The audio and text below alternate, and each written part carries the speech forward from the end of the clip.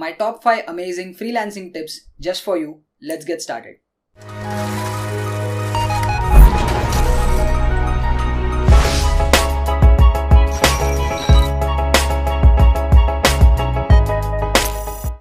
Hey, what's going on guys? Tanmay here for Simple Snippets and welcome back to my channel. And today I'm going to be talking about 5 amazing freelancing tips just for you. So I've been getting a lot of questions about how to go about freelancing, what is freelancing, how to start off and how to get your very first project, especially if you're a beginner in computer science or information technology. So in this video I'm going to be giving you 5 amazing tips which I believe I have followed throughout my freelancing time, and this will surely help you, especially if you're a beginner, especially if you're an IT or computer science student. So let's get started. So the first tip is just start, man, just start. Now hearing this you'll be like, wow Tanmay, wow, what an amazing tip, just start. We didn't know about this, yeah? So just hear me out before you actually hit in the comments and write all those hate comments. Just hear me out. Let me explain what I mean by just start. So when I say just start, what I'm trying to say is, even if you're a beginner, it is not important that you are master of particular technology if you're getting into it. Let's take an example of web development. Even if you have very basics of web development, let's say you just studied basics of HTML, CSS and JavaScript, and if you're wondering whether you're not ready enough, whether you're not perfect enough, whether you're not mastered that particular technology or language, then I'm really going to tell you one thing, that if you're going to be running behind perfection at a very beginner's level, then you'll never start freelancing. You'll always be underconfident and thinking that, okay, I'm not really sure, I'm not really prepared, and that thought will procrastinate your freelancing. So what I'm trying to say is, just start off with whatever knowledge you have and then you can build on top of it. So to clear this out, let me give you my example itself. When I first started off, my first project was a portfolio website for a fashion designer, and I and my friend had approached him. So he came in via some contact, and he wanted a portfolio website wherein he was going to be uploading this photoshoot images every week, every month, and it was a dynamic website, and we did not know anything about dynamic websites. So after our bachelor's, we had started off with a little bit of web development. So we learned a little bit of HTML, a little bit of CSS, JavaScript just by YouTubing, just by Googling, and we were confident enough that we can build a static portfolio website. But we did not know how to go about a dynamic website wherein the user is going to put a lot of content every week, right? So what we did is we literally took that order. We I guess charged him around 5,000 rupees. Money was not our primary criteria back then. And what we did is we came home and we googled out and we came across this concept of WordPress. So WordPress is a content management system, and I'm not going to get into a lot of detail, but basically what it does is it gives you a dynamic template wherein you can drag and drop pages, drag and drop posts and create dynamic stuff, okay? So it's built on top of PHP, and we started learning PHP a little bit because we did not have it in our curriculum, and we got the basics. We learned WordPress. We literally took that order before even like being sure that whether we can do it or not, you know, we just did it. And then after we learned WordPress, we actually made that website, we deployed it, and it worked out pretty well. So when I say just do it, I literally mean you don't have to be an expert in any kind of domain. So this was just web development. Let's say you're getting into software or Android app development or anything, you know, you don't have to be an expert, you just need to start. So yeah, that was tip number 1, just start. Let's move on to tip number 2. Now tip number 2 is to start off with your contacts. So now you're all hyped up, you're all pumped up, you're like, okay, I'm gonna start, and you're all excited about this, but you're like, okay, so where do I get my first contact? Where do I get my first business? Where do I get my first freelance order, right? So the best way to start off is to start off from your contacts, from your family, from your friends, from your mutual friends and long distance family members, whoever have a business. Now the reason why you should start off with your family and your friends is because the level of risk is low, you know. So when you're approaching a random person, the risk of you making a mistake in the project is very high, you know, the stakes are high. So let's say if your relative or your uncle is having a business, your uncle is a chartered accountant, this is just an example. Let's say he's a chartered accountant and he has his own firm. You can approach him and you can tell him that you're into web development and you want to develop a website for his firm, and that you'll take so and so amount of time, and probably you want to charge or not. I would not recommend that you charge for the first time maybe, especially if he or she is your family member, but then you can do it if you feel. I'm not saying that you should not charge, but yeah, the stakes will be very less, you know, the risk will be very less because he or she is your family member or he or she is your friend, right? So even if you make a mistake, even if the time gets delayed, you can still get off easily, you know. If you're doing it for a stranger, then you can get into some trouble, right? So the best way to start off is to start off with your friends. And trust me guys, a lot of your friends, a lot of your family members definitely must be having some kind of business for which you can develop a software, for which you can develop an application, for which you can develop a website and whatnot, So it can be pretty much everything and anything. So yes, start off with your contacts. That's the tip number 2. Let's move on to the next tip. Tip number 3. Tip number 3 is you need to team up, you need to collaborate, you need to partner up. So now you are pumped up, you are excited, you are ready to make your first move into the freelancing world, and you've also figured out that you're going to be starting off with your contacts, with your relatives, or maybe your own parents' business, let's say. But now you're wondering, okay, you still lack that little bit of confidence. So the best way to overcome that is to partner up with some of your friend who is like-minded. So let's say you want to get into web development and you want to develop a website for your own family. Let's say your dad or mom has some business and you want to develop a website for that. Let's take an example of, let's say your mom or dad is a dentist or a doctor and he or she has her own clinic.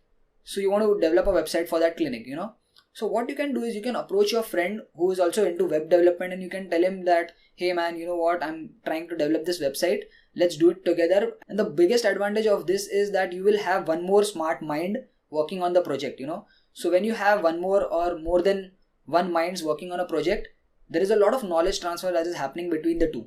So let's say you are stuck at some module, maybe your friend can resolve that, and vice versa, maybe he or she is stuck at some problem and you can resolve it. So the speed of the development of project increases and the success rate also increases, and you learn a lot from your friends. And one more amazing thing that you learn is you learn how to perform teamwork, So when you are actually completing your educational career and when you start off with your corporate career, you're going to be working in teams, right? That's obvious, because it's not about individuals, it's about team when you work in a corporate environment. And the best example and the best experience that you can get is by freelancing and by collaborating with others. So teaming up is really, really important. It will also boost your confidence because then you can divide the risk, you can divide the work among members of your partners, and that will give you a little bit more confidence. So that's tip number 3. Moving on to tip number 4. Tip number 4 is sort of something that is not really essential, but it will definitely help you when you want to outgrow your business, when you want to outgrow your freelancing projects. And the tip number 4 is to get social. When I say get social, what I mean is you need to be little bit active on digital media. That is the social media platforms. You need to create a Facebook page, you need to create an Instagram page, you need to create a small blog or website if you want. But I would really recommend this because creating these social media pages will help you grow more than your friends, more than your family, right? It will help you reach out the entire world. And I've noticed that there is a lot of negativity at times when it comes to social media. People say that you get addicted to Facebook, you get addicted to Instagram. But you know what the irony is? The people who complain about all these social media platforms are also complaining on these social media platforms itself, right? So instead of talking negative about all these social media platforms, how about you try to utilize it, So even YouTube is a social media platform where I make this informational videos. You watch a lot of informational content. You get a lot of knowledge on social media actually. So you need to use it positively for your benefit in a positive way and not take it negatively. So yes, being social is very important. You might get your next project, next freelance order right from the social media platforms as you move ahead, So once you've exhausted your list of contacts, once you've exhausted all the list of family members, you can actually go social, you can promote your pages, promote your work online, and that will really help you a lot. And creating a digital identity on social media, creating a website, creating a blog, creating a page gives it a professional look and you can showcase your work there also. So this was tip number 4. Let's move on to the last tip. Now the last tip is sort of like my personal opinion, personal advice, personal suggestion. It's not exactly a tip, but it will surely help you if you're a beginner. Now the tip is you need to be jack of all and king of none. So what do I mean by jack of all and king of none? So when you're starting off with your freelance career, I'm assuming that you are a college student, you're an IT student and you haven't really got into the corporate world. So you don't have a lot of experience. So when this is the case, I would suggest you guys that you try out a lot of different technologies rather than sticking to one particular technology, okay? So let's say you want to become a master of PHP and you're like, okay, I'm going to do web development and I'm only going to stick to PHP. But you know that technology keeps on changing. A lot of things become obsolete, outdated, and new technologies keep on coming, right? So what if PHP gets outdated? What are you going to do, right? So instead of that, how about you first start off with PHP, then try a little bit of ASP.NET as well, then get into JavaScript. So this was for web development. Let's say maybe you hop into Android development, mobile apps. let's say you hop into software development, C# or Java, software apps and whatnot, you need to diversify yourself and you need to be having knowledge about each and everything little bit, at least at the fundamentals. So what I'm trying to say is you don't have to be a master of one particular technology, at least at a beginner's level, but you need to know a lot of things, at least at their fundamental level. So this reduces the risk. What if tomorrow one thing gets outdated? You can easily switch to another thing, right? And it's always good to have a lot of knowledge. So after you complete your college, you'll be getting into corporate scenarios, and in that you'll be obviously working on one particular technology, right? So it's always good to have a lot of technology background, that is a variety of technology of background. So because then you can make a switch between your jobs also easily, right? If you have worked on different technologies, you can easily make that switch. So this is always advisable, and it's not necessary you can always master one particular technology, but at a beginner's level I would not suggest that, because personally I never did that. So what I did is I started off with web development with PHP, then I shifted to a little bit of ASP. I also did software development, Windows Form application development using C#.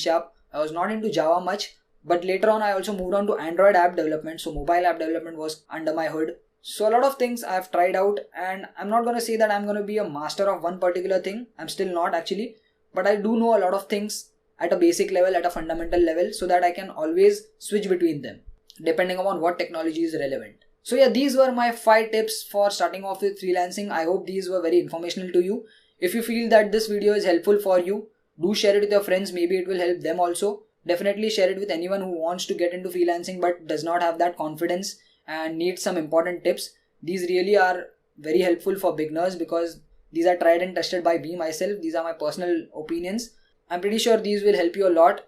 And if you like this video, please give it a thumbs up. Let me know in the comments how this video was. If you have any suggestions on freelancing, if you have any queries, you can always put them in the comments. You can ask me on social media like Instagram or Facebook. I'm pretty active. I respond to almost all of your comments. So let me know in the comments how this video was.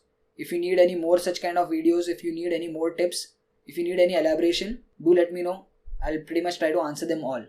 So that's it for this video, guys. This is Tanmay Sakwal signing off for Simple Snippets, and I'll see you guys in the next video. Peace.